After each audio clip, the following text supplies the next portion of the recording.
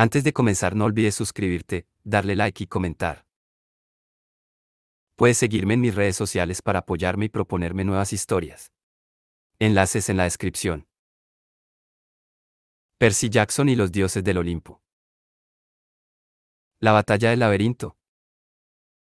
De Rick Riordan. Capítulo 11. Ardo como una antorcha. Ya creía que le habíamos perdido la pista a la araña cuando Tyson captó un lejano sonido metálico. Dimos unas cuantas vueltas, retrocedimos varias veces y por fin encontramos a la araña, que golpeaba una puerta de metal con su cabecita. La puerta parecía una de aquellas anticuadas escotillas de los submarinos, con forma oval, remaches metálicos y una rueda, en lugar de un pomo, para abrirla. Encima de ella había una gran placa de latón, que el tiempo había cubierto de verdín, con una eta griega en el centro. Nos miramos unos a otros. ¿Listos para conocer a Festo?, dijo Grover, nervioso. No, reconocí. Sí, dijo Tyson, eufórico, mientras hacía girar la rueda. En cuanto se abrió la puerta, la araña se deslizó al interior. Tyson la siguió de cerca y los demás avanzamos también, aunque con menos entusiasmo. El lugar era inmenso. Como el garaje de un mecánico, estaba lleno de elevadores hidráulicos. En algunos de ellos había coches, pero en otros se veían cosas bastante más extrañas. Un Jeep Electron de bronce desprovisto de su cabeza de caballo y con un montón de cables colgando de su cola de gallo, un león de metal que parecía conectado a un cargador de batería, y un carro de guerra griego hecho enteramente de fuego. Había además una docena de mesas de trabajo totalmente cubiertas de artilugios de menor tamaño. Se veían muchas herramientas colgadas y cada una tenía su silueta pintada en un tablero, aunque nada parecía estar en su sitio. El martillo ocupaba el lugar del destornillador, la grapadora, el de la sierra de metales, y así sucesivamente. Por debajo del elevador hidráulico más cercano, que sostenía un Toyota Corolla del 98, asomaban dos piernas, la mitad inferior de un tipo enorme, con unos mugrientos pantalones grises y unos zapatos incluso más grandes que los de Tyson. En una de las piernas tenía una abrazadera metálica. La araña se deslizó por debajo del coche y los martillazos se interrumpieron al instante. Vaya, vaya. La voz retumbaba desde debajo del Corolla. ¿Qué tenemos aquí? El mecánico salió sobre un carrito y se sentó. Había visto a Festo en el Olimpo en una ocasión, así que creía estar preparado. En ese momento, sin embargo, tragué saliva. Supongo que se habría lavado cuando lo vi en el Olimpo, o que habría usado algún truco mágico para que su forma resultara menos espantosa. Pero al parecer allí, en su propio taller, no le preocupaba en absoluto su aspecto. Llevaba un mono cubierto de grasa, con un rótulo bordado en el bolsillo de la pechera que decía: Hefesto. La pierna de la abrazadera le chirriaba y daba chasquidos mientras se incorporaba y, una vez de pie, vi que el hombro izquierdo era más bajo que el derecho, de manera que parecía ladeado incluso cuando se erguía. Tenía la cabeza deformada y llena de bultos, y una permanente expresión ceñuda. Su barba negra humeaba. De vez en cuando, se le encendía en los bigotes una pequeña llamarada que acababa extinguiéndose sola. Sus manos debían de ser del tamaño de unos guantes de béisbol y, sin embargo, sostenían la araña con increíble delicadeza. La desarmó en 2 segundos y volvió a montarla. Ahí está, dijo entre dientes. Mucho mejor así. La araña dio un saltito alegre en su palma, lanzó un hilo de metal al techo y se alejó balanceándose. Hefesto nos dirigió una mirada torva. No os he construido yo, ¿verdad? Dijo Annabeth. No, señor. Menos mal, gruñó el dios. Un trabajo muy chapucero. Nos estudió a Annabeth y a mí. Mestizos, refunfuñó. Podríais ser autómatas, desde luego, pero seguramente no lo sois. ¿Nos conocemos, señor?, le dije. Ah, ¿sí?, preguntó con aire ausente. Me dio la sensación de que le traía sin cuidado. Más bien parecía cavilar cómo me funcionaba la mandíbula, si iba con bisagra, con una palanca o con qué. Bueno, pues si no te hice papilla la primera vez que nos vimos, supongo que no tengo por qué hacerlo ahora. Miró a Grover y frunció el ceño aún más. Sátiro. Luego miró a Tyson y sus ojos centellearon. Bueno, un cíclope. Bien, bien. ¿Qué haces viajando con estos? Balbuceó Tyson, contemplando maravillado al dios. Sí, bien dicho, asintió Hefesto. Será mejor que tengáis un buen motivo para molestarme. La suspensión de este coro ya es un verdadero quebradero de cabeza, ¿sabéis? Señor, intervino Annabeth, vacilante, estamos buscando a Dédalo. Pensamos. ¿A Dédalo? ¿Rugió el dios? ¿Queréis ver a ese viejo canalla? ¿Os atrevéis a buscarlo? Su barba estalló en llamas y los ojos negros destellaron como carbones. Sí, señor. Por favor, musitó Annabeth. Puf. Estáis perdiendo el tiempo.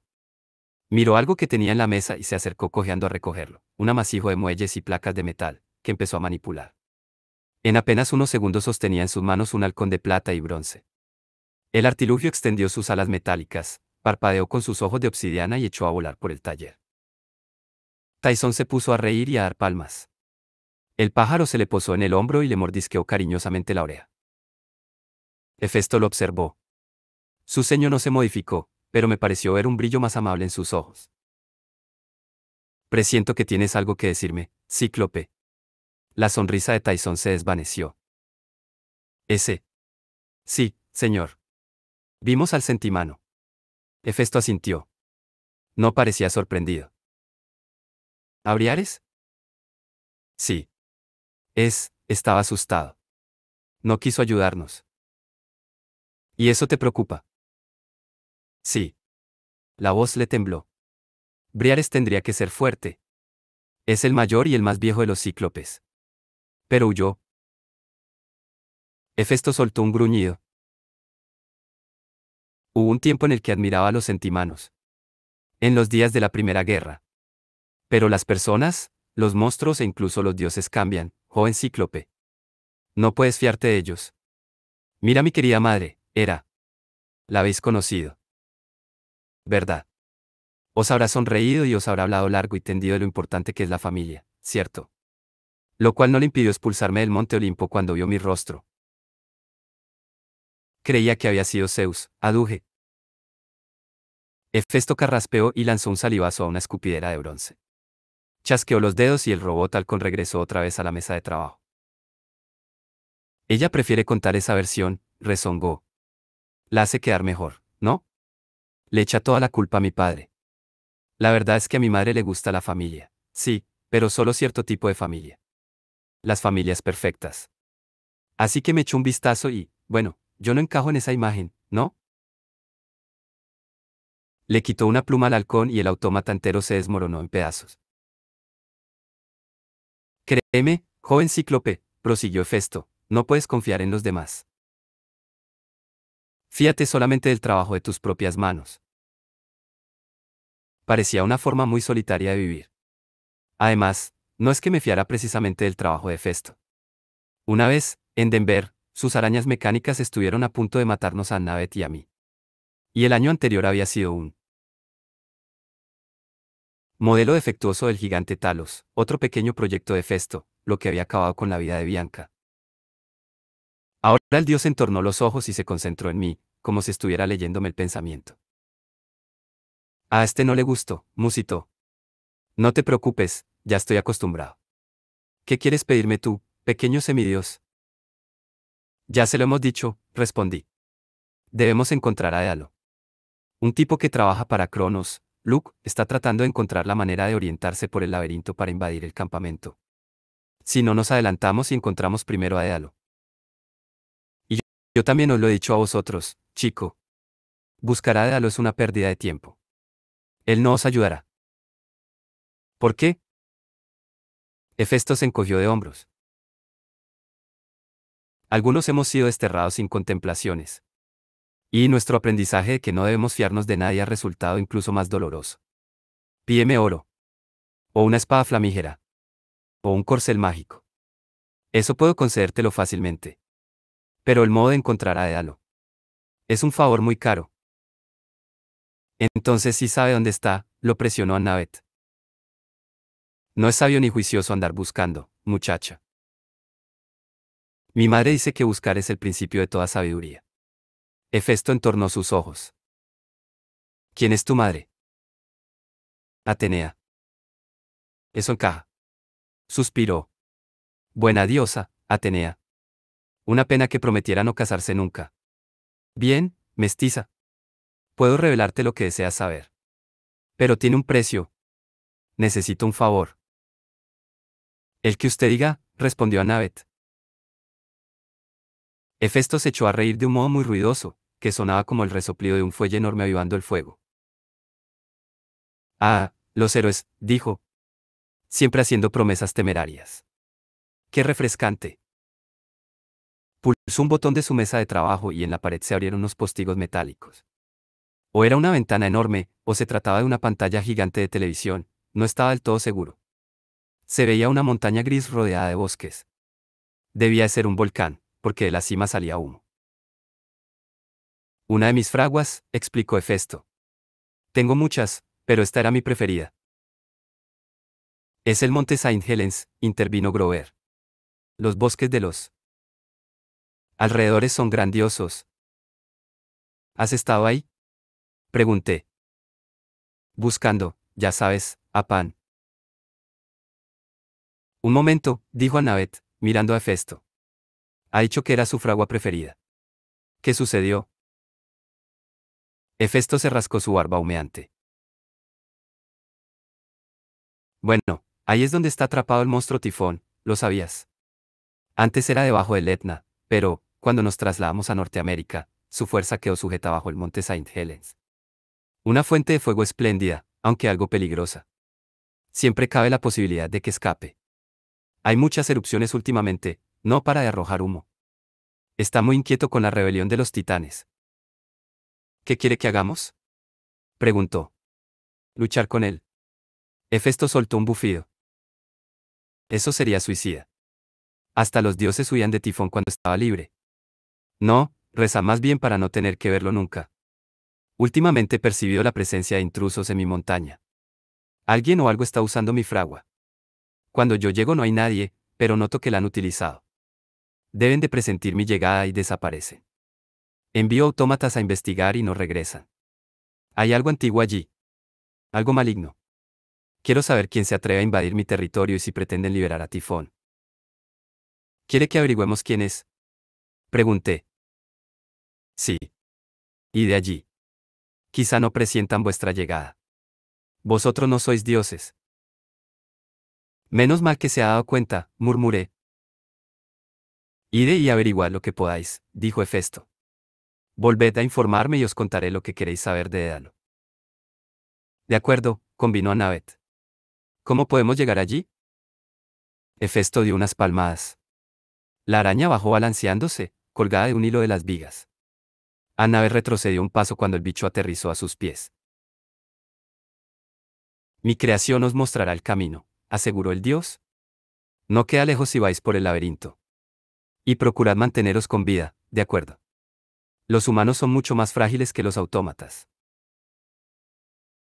Íbamos muy bien hasta que tropezamos con las raíces de los árboles. La araña corría a toda velocidad y nosotros manteníamos su ritmo, pero al ver un túnel lateral excavado en la tierra desnuda, plagado de gruesas raíces, Grover se detuvo en seco. ¿Qué pasa?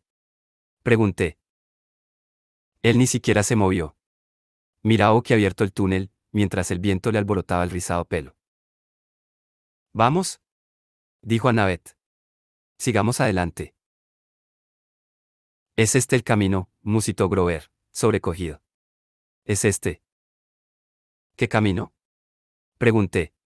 ¿Quieres decir, para encontrar a Pan? Grover miró a Tyson. ¿No lo hueles? Tierra, dijo Tyson. Y plantas. Sí. Es el camino. Estoy seguro. La araña se alejaba ya por el pasadizo de piedra. Unos segundos más y le perderíamos la pista. Ya volveremos, prometió Annabeth. En el camino de vuelta para hablar con Hefesto. El túnel habrá desaparecido para entonces, protestó Grover. Tengo que seguirlo. Una puerta así no permanecerá abierta. Pero no podemos, objetó Annabeth. Las fraguas. Grover la miró con tristeza. Tengo que hacerlo, Annabeth. No lo comprendes. Ella parecía desesperada, como si no entendiera nada. La araña casi se había perdido de vista. Recordé la conversación con Grover de la noche anterior y comprendí de inmediato lo que debíamos hacer. Nos dividiremos, decidí. No, dijo Annabeth. Sería muy peligroso. ¿Cómo volveremos a encontrarnos? Además, no puede ir solo. Tyson le puso a Grover una mano en el hombro. Voy con él. No podía creer lo que estaba oyendo. ¿Estás seguro? El grandullón asintió. El niño cabra necesita ayuda. Encontraremos al dios. Yo no soy como Hefesto. Me fío de los amigos. Grover respiró hondo. Volveremos a encontrarnos, Percy. Aún conservamos la conexión por empatía. Tengo que hacerlo. No lo culpaba. Era el objetivo de su vida. Si no encontraba pan en aquel viaje, el consejo no le daría otra oportunidad. Espero que tu intuición sea cierta. Estoy seguro. Nunca me había parecido tan convencido, salvo cuando afirmaba que las enchiladas de queso eran mejores que las de pollo. Ve con cuidado. Miré a Tyson, que se tragó un sollozo y me dio un abrazo de los suyos, por poco se me salen los ojos de las órbitas. Enseguida él y Grover se internaron en el túnel de las raíces y desaparecieron en la oscuridad. Esto no me gusta, se quejó Annabeth.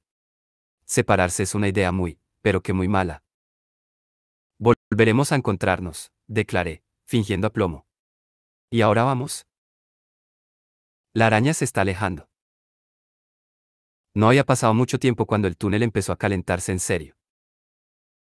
Los muros de piedra adquirieron un brillo candente y el aire se enrareció. Daba la sensación de que caminábamos por un horno. El pasadizo descendía en una pronunciada pendiente y al fondo se oía un gran rugido, como el fragor de un río de metal. La araña se deslizaba a toda velocidad. Annabeth la seguía de cerca. Espérame. Le grité. Ella me echó una mirada por encima del hombro. ¿Qué? Hay una cosa que ha comentado Hefesto antes, sobre Atenea. Ah, que juró no casarse nunca, respondió Annabeth. Como Artemisa y Hestia. Es una de las diosas solteras. Parpadeé, perplejo. Era la primera vez que oía decir aquello de Atenea. Pero entonces, ¿cómo es que tiene hijos semidioses? Asentí. Seguramente me había ruborizado, pero hacía tanto calor allí dentro que Annabeth no lo notó. Percy, ¿tú sabes cómo nació Atenea? Brotó de la cabeza de Zeus con la armadura completa. O algo así. Exacto. No nació de la manera normal. Surgió literalmente del pensamiento. Y sus hijos nacen del mismo modo. Cuando Atenea se enamora de un mortal es algo puramente intelectual, tal como amó a Ulises en las antiguas historias. Es un encuentro de las mentes. Ella diría que es la forma más pura de amor. Entonces tu padre y Atenea, tú no fuiste. Nací de parto cerebral, me confirmó Annabeth. Literalmente. Los hijos de Atenea brotamos del pensamiento divino de nuestra madre y del ingenio mortal de nuestro padre. Se supone que somos un regalo, una bendición de la diosa a los hombres que ella ha elegido. Pero, Percy, casi perdido de vista a la araña. ¿Pretendes que te explique ahora los detalles exactos de mi nacimiento? No. Ya está bien. Esbozó una sonrisa socarrona. Me lo imaginaba. Se adelantó corriendo y yo la seguí, aunque no estaba seguro de si podría volver a mirarla de la misma manera. Algunas cosas, decidí, era mejor dejarlas envueltas en el misterio. El rugido había ido en aumento. Después de 1 kilómetro más o menos, desembocamos en una caverna del tamaño del estadio de la Super Bowl. Nuestra araña se detuvo y se acurrucó hasta formar una bola. Habíamos llegado a la fragua de Hefesto. No había suelo propiamente dicho, solo un lago de lava que bullía mucho más abajo, a centenares de metros. Nosotros estábamos en una cresta rocosa que rodeaba todo el perímetro de la caverna. Una red de puentes metálicos se extendía sobre el abismo. Y en el centro, una inmensa plataforma con toda clase de máquinas, calderas, fraguas y el yunque más grande que he visto en mi vida, un bloque de hierro como una casa. Unas criaturas se movían por la plataforma, una serie de sombras extrañas y oscuras que quedaban demasiado lejos para distinguirlas con claridad. No podremos acercarnos a hurtadillas, dije. Annabel recogió la araña metálica y se la metió en el bolsillo. Yo sí. Espera aquí. Un momento. Advertí. Pero, antes de que pudiera discutir, se puso la gorra de los Yankees y se volvió invisible. No me atreví a llamarla a gritos, pero no me gustaba la idea de que se acercara sola a la fragua. Si aquellas cosas percibían la llegada de un dios, estaría Annabeth a salvo. Miré a mi espalda el túnel del laberinto. Ya echaba de menos a Grover y Tyson. Al final, decidí que no podía quedarme quieto y me deslicé sigilosamente por la cresta que bordeaba el lago de lava, con la esperanza de encontrar un ángulo más favorable desde donde observar la plataforma. El calor era espantoso. El rancho de Gerión había sido un paraíso comparado con aquel lugar. En muy pocos minutos, estaba empapado de sudor. Los ojos me ardían a causa del humo. Avancé poco a poco, procurando no acercarme demasiado al borde, hasta que me encontré el paso bloqueado por una vagoneta con ruedas metálicas, como las que usan en las minas. Levanté la lona y descubrí que estaba medio llena de residuos de metal. Iba a intentar rodearla, arrimándome a la pared, cuando oí voces que venían de más adelante, seguramente de un túnel lateral. ¿Lo llevamos?, preguntó uno. Sí, respondió otro. La película casi ha terminado. Me entró pánico. No tenía tiempo de retroceder. No se me ocurría ningún sitio donde esconderme, salvo la vagoneta. Me encaramé a toda prisa, me metí dentro y me cubrí con la lona. Confiaba en que no me hubieran visto. Agarré a contracorriente con fuerza, por si tenía que recurrir a ella. La vagoneta se movió con una sacudida. Uf, dijo una voz ronca. Pesa 1 tonelada. Es bronce celestial, expuso el otro. ¿Qué te creías? Me empujaron hacia adelante. Doblamos una esquina y por el eco de las ruedas en las paredes deduje que habíamos cruzado un túnel hasta llegar a una pequeña habitación. Confiaba en que no fueran a arrojarme a un recipiente de fundición. Si empezaban a volcar la vagoneta, tendría que salir de allí y abrirme paso con la espada. Me llegaba una algarabía de voces que parloteaban, pero no sonaban humanas, algo a medio camino entre el grito de una foca y el gruñido de un perro. Había otros sonidos también, algo similar a un viejo proyector de cine y una vocecita que narraba una historia. Acomodaos atrás, ordenó una nueva voz procedente del otro extremo de la habitación. Ahora, jóvenes, prestad atención a la película. Luego habrá tiempo para preguntas. Las voces se acallaron y pude oír la película. A medida que el demonio marino madura, decía el narrador, se producen cambios en su cuerpo. Tal vez habéis notado que os han crecido colmillos y sentís un repentino deseo de devorar seres humanos. Estos cambios son perfectamente normales y les suceden a todos los monstruos jóvenes. Un clamor de excitados gruñidos inundó la habitación. El profesor, supuse que debía de ser un profesor, ordenó a los jóvenes que guardaran silencio y la proyección continuó. La mayor parte no la entendí y tampoco me atrevía a asomar la cabeza. La película seguía hablando de crisis de crecimiento, de problemas de acné causados por el trabajo en las fraguas y de la higiene adecuada de las aletas. Y por fin, concluyó. Ahora, jóvenes, dijo el instructor, ¿cuál es el nombre correcto de nuestra especie? Demonios marinos. Ladró uno. No. ¿Alguien más? Telequines. Gruñó otro monstruo. Muy bien, dijo el instructor. ¿Y por qué estamos aquí? Venganza. Gritaron varios. Sí, sí, pero ¿por qué? Zeus es malvado. Intervino un monstruo. Nos arrojó al tártaro solo porque utilizábamos la magia. En efecto, confirmó el maestro. Después de que hubiéramos fabricado muchas de las mejores armas de los dioses. El tridente de Poseidón, para empezar. Y por supuesto, la mayor arma de los titanes. Zeus, sin embargo, se deshizo de nosotros y prefirió confiar en esos cíclopes tan torpes. Por eso nos estamos apoderando de las fraguas del usurpador Hefesto. Y pronto controlaremos los hornos submarinos, nuestro hogar ancestral. Agarré con más fuerza mi bolígrafo espada. Aquellas criaturas que hablaban con gruñidos habían creado el tridente de Poseidón. ¿Qué era todo aquello? Nunca había oído una palabra sobre los telequines. Así pues, Jóvenes, ¿a quién serviremos? A Cronos, gritaron todos. Y cuando crezcáis y os convirtáis en telequines adultos, fabricaréis armas para su ejército. Sí. Excelente. Bueno, os hemos traído un poco de chatarra para que practiquéis. Veamos lo ingeniosos que sois. Hubo un revuelo de cuerpos en movimiento y de voces excitadas que se aproximaban a la vagoneta. Me dispuse a destapar a contracorriente. Cuando retiraron la lona de un tirón, me levanté bruscamente al tiempo que mi espada cobraba vida y me encontré ante un montón de perros. O sea, tenían cara de perro, con el hocico negro, ojos castaños y orejas puntiagudas. Pero sus cuerpos eran negros y lustrosos, como los de los mamíferos marinos, con unas piernas rechonchas a medio camino entre las aletas y los pies, y con manos casi humanas, pero provistas de garras.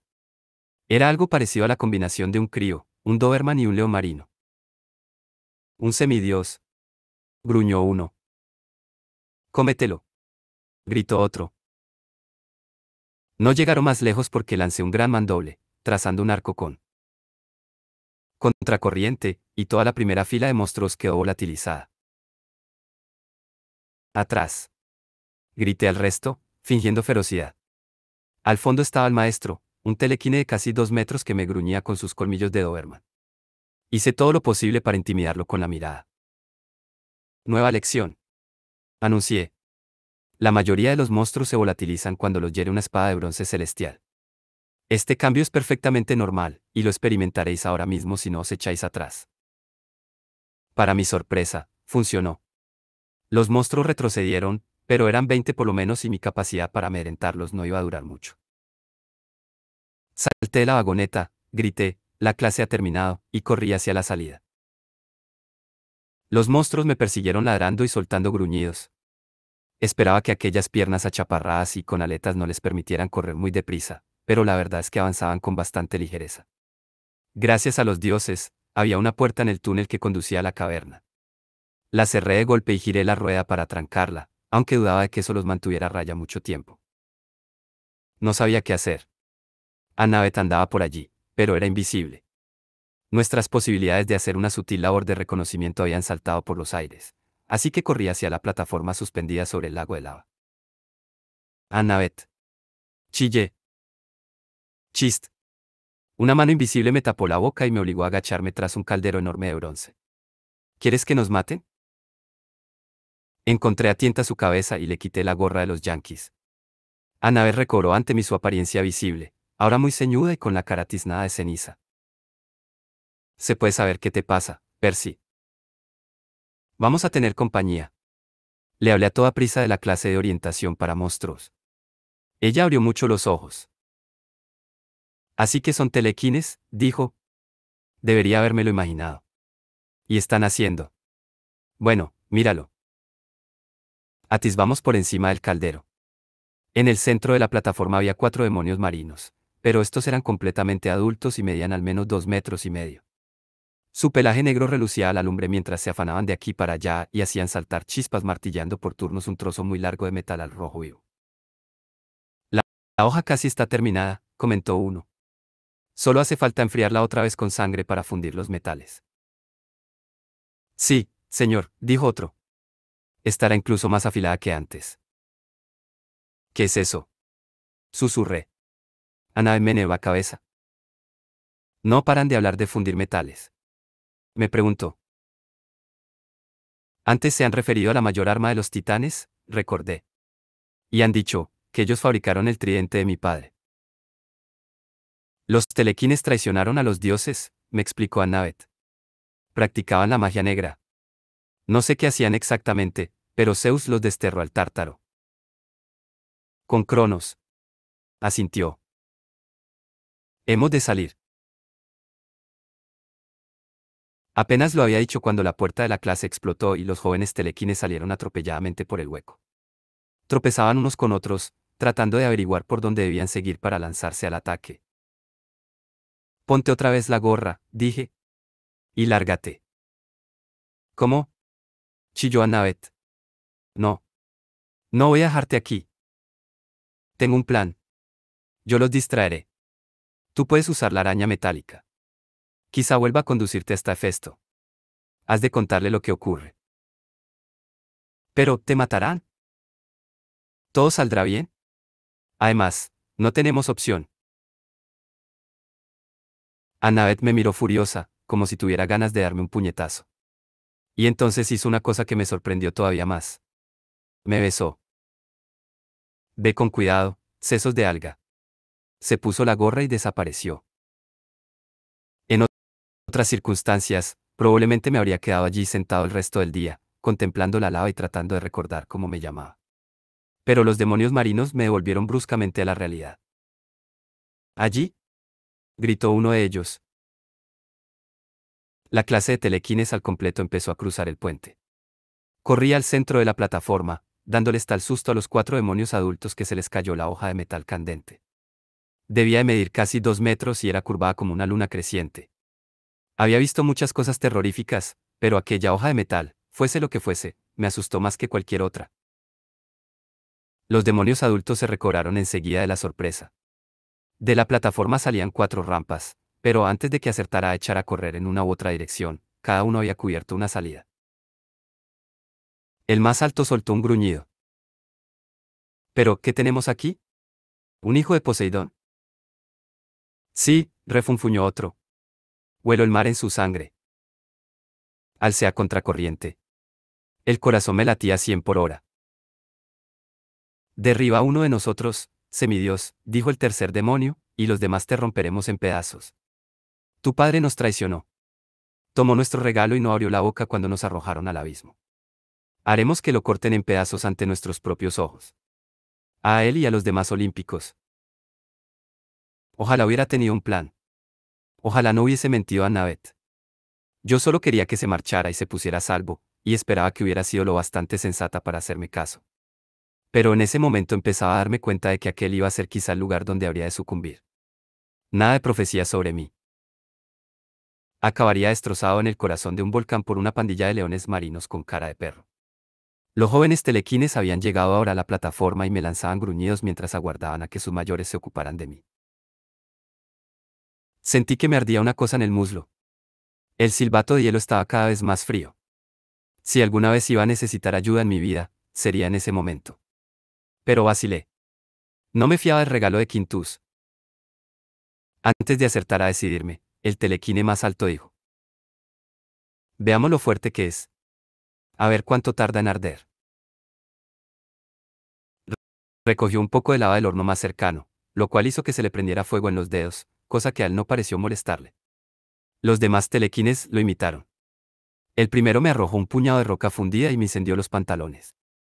Otros 2 puñados me salpicaron en el pecho.